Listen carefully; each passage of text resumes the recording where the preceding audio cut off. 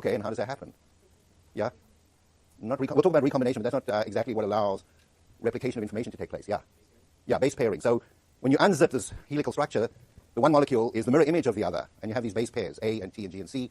And so you get the sequence of 4 base pairs, and then each molecule unzips, and it's the mirror image in terms of the pairing AT and GC, and then it can make another copy of itself that's got exactly the same code. And then RNA comes in later in taking that information and turning it into protein. Now, obviously, if there's anybody here who takes some of these MCB upper division classes, you'll learn this in a lot of detail. You should have learned some of this anyway in Bio 1AB. Who's taking Bio 1AB?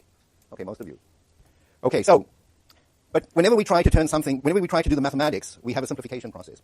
And we make certain assumptions, and we try to take a very complicated system and extract its essence for the purpose of what we're interested in. Now, in this class, we're not going to be interested in the detailed structure of DNA, RNA, exons, introns, all this sort of stuff. We're not going to be interested in protein coding. We're not going to be interested in all these things that you'll take in an MCB upper division class on how the information goes from a DNA molecule and ultimately leads to the synthesis of a protein, or how the DNA molecule replicates. So we're going to have a number of idealized notions. And the first idealized notion that is this concept of a gene. Now, the concept of gene goes back to prior to the discovery of the genetic structure and how that worked. But the idea was that in the human genome, and at that time, prior to the 1950s, people didn't really know where this information resided. And some people thought maybe it actually resided in proteins themselves. Only later was it discovered that the DNA molecule is the key. There's this notion of a gene. And this notion of a gene is the idea that there's something in there that controls a phenotypic trait. Does anybody know what I mean by a phenotypic trait? So let's see somebody behind. Yeah.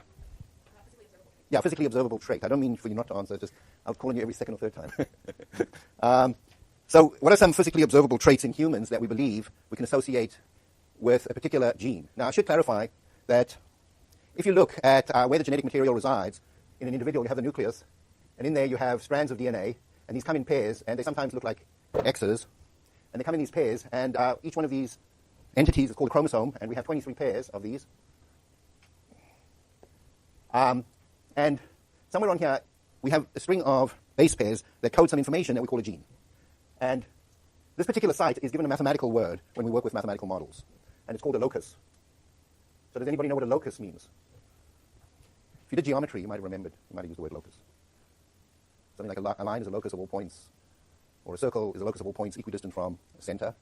So a locus means a point, and it's not really a point. It's a little, it's a little interval that contains information, and at this information we say that contains information that we call a gene.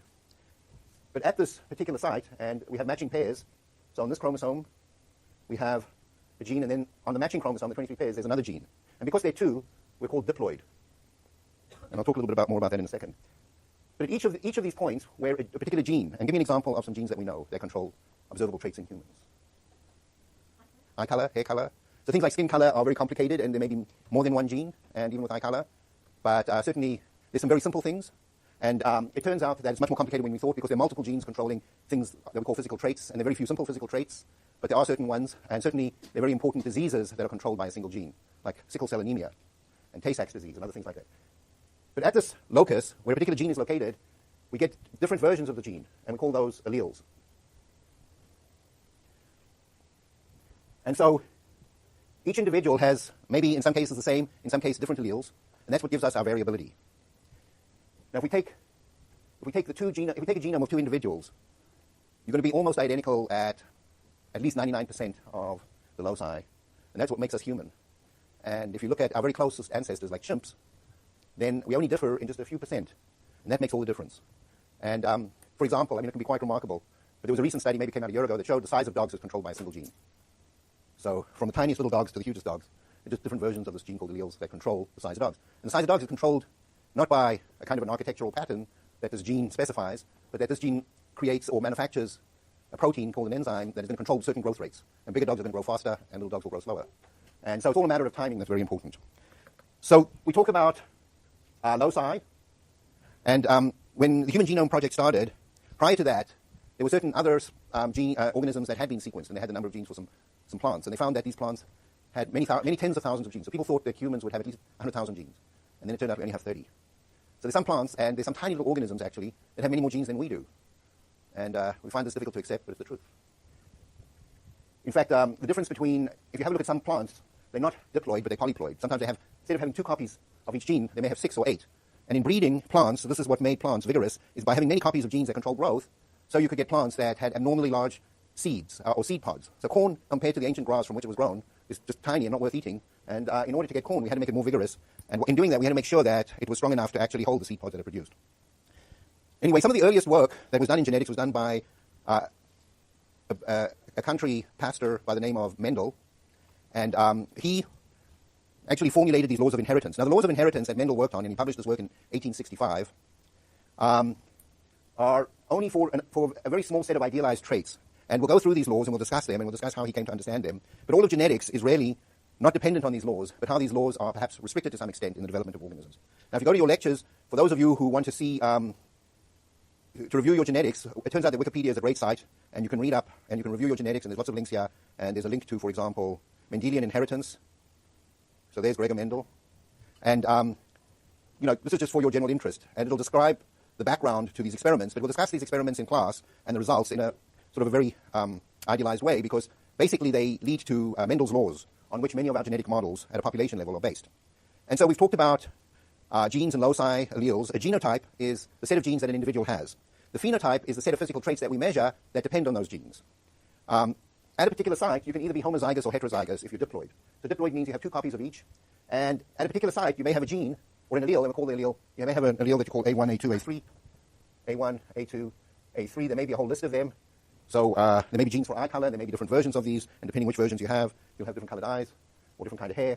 And if at one of them you have, let's say, A2, and the other A3, A2 and A3, then you're heterozygous for that gene. If you're an A2 and an A2, or an A3 and an A3, so if you have repeated copies, then you're called homozygous. So homozygous means same, zygote means egg, so it means that you came from, that in the egg there were the same genes, and hetero means different. Now also, for some traits, and we'll discuss this in terms of Mendel's experiments, they can be dominant or recessive. So for example, he did experiments on little plants that had flowers of different colors. Some flowers were white, some were red. And if the flower was white, then it was homozygous for genes that made the flower white. And if it was red, it was homozygous with alleles that made the flower red. And if it was pink, it had one allele from a flower that was white and one allele from a flower that was red. So if the parent had one white parent, one red parent, then it would be a pink flower. That's called codominant. Now in some cases, there's a concept of dominant and recessive, and that is sometimes if you have one allele, if you have two alleles, one of them may determine, for example, eye color. Let's say if you have an allele that says brown eyes and one that says blue, you might still have brown eyes and not blue, and not kind of mixed brown-blue. Eye color is actually more complicated than that. But in some cases, the one allele overrules the other in determining the phenotypic trait. And then there's a very important idea, and that's the idea of mutation. Now, without mutation, you can't really get much evolution. Now, it's true that if there were no mutations, we could still make new individuals, because everybody's got a unique genome. And there are no two individuals, unless they're identical twins with the same genome, and you don't need mutations to create new genes. There's enough variation in the existing pool. But over time, if you want to see evolution happen, and you want to see the emergence of new traits and genes that currently are not in what we call the gene pool. So if we take all the genes in all individuals in a population, then we get a pool, and that's called the gene pool. And so the gene pool determines the potential to make certain kinds of individuals. Now, certainly there's an infinite variety almost of kinds of humans we can make. But if we're going to evolve into some smarter primate in 10,000 years, 100,000 years, million years, whatever, then we're going to need mutations. And most mutations are not going to improve things, actually going to make things work. But there are rare mutations that happen to confer some advantage on the individual that has them, and then they can be selected for.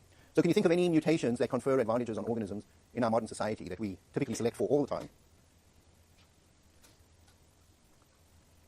Yeah? Okay, so lactose tolerance. Okay, so if early humans didn't drink milk, and we tried to drink milk, and we were lactose intolerant, then an individual who had a mutation for lactose tolerance would be fit, and the other way around is we lose it.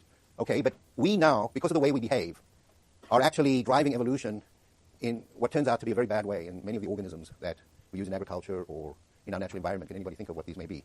Yeah? Okay. Yeah, this is true, and we also breed cats that get bigger veterinary bills and dogs. Okay, but this is not too scary. Something really scary, yeah. Okay, and yeah, that's true. And is that bad?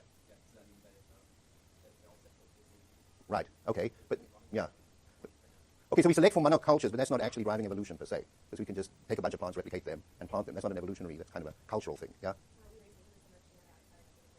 Sorry, we raise? Okay, that's half the story. Why are the drugs becoming less effective? But why? What's the mechanism? So, like pesticides. Okay. And then the ones that are resistant to pesticides Yeah. live and reproduce. So the next generation, there's more individuals with resistance. Yeah. And so you have a treadmill of co-evolution of pests and pesticides. Okay, so that's the key process, is that we're providing the selective pressure, and that is individuals that are resistant to either the drugs we use or the pesticides we use are selected for. So if there's bacteria out there, and we use antibacterial, antibiotic drugs all the time, And we kill 99% of those that are susceptible, and there's 1%, and we're selecting for them, and they proliferate. So that eventually the drugs we have to treat certain diseases actually are no longer effective. Anybody know any diseases where this has happened? Yeah? With influenza is a virus, so that sometimes the complications are from bacterial infections, so like secondary infections, yeah. But any primary diseases that we're losing the ability to treat. So a big one is tuberculosis. Have you heard of multi-drug resistant strains of tuberculosis? So we don't worry too much about tuberculosis in the developed world, in Europe and North America. It used to be that in the 19th century, tuberculosis was a huge killer. It was a bigger killer probably than heart disease or anything else. And if you read 19th century novels and you hear about people dying of consumption, that's tuberculosis. But now, especially in Africa, because of HIV and individuals being susceptible to diseases, there's been a reemergence of tuberculosis on a large scale. And because people don't administer drugs correctly, there's been a selection for drug resistant, and it's becoming more and more difficult to really treat things like tuberculosis. Okay, so let's move on to Mendel's laws. So you've all done your basic biology, and what happens in biology is that organisms form gametes. So a diploid organism, what happens, you have a pair of chromosomes, and you have 23 of these, but in other organisms there's differing numbers. But these divide up, and the cell splits, so that you go from a diploid precursor cell to 2 haploid gametes. So everybody understand that? And if you don't, go to Wikipedia and you can refresh the whole process of meiosis. So it's during meiosis. So meiosis is when reproduction occurs. Okay. So the male gamete is called a sperm and the female gamete is called an ovum. And the important thing is that if you have a look at a list of genes, gene 1, gene 2, gene N, and there may be an allele I and an allele J and an allele BK and BL and so on. I mean, naming these things gets pretty horrific if you're trying to remain general. The important thing about this is that whether a particular allele here goes to an ovum or a sperm is purely at random.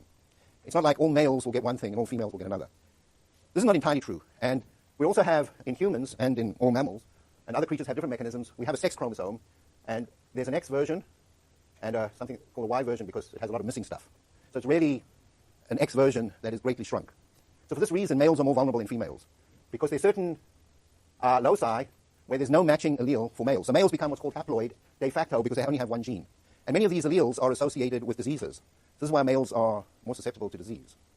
So females should keep this in mind. We're the weaker sex, and so you need to be gentle. But apart from inheritances that are linked to sex chromosomes, and there are lots of diseases linked to this, because if you only have one allele, then you don't have a second allele that can help mask its effect and maybe neutralize it if it's a deleterious effect. But Mendel's first law says that any allele on any chromosome can go to any one of the sperm or the ova.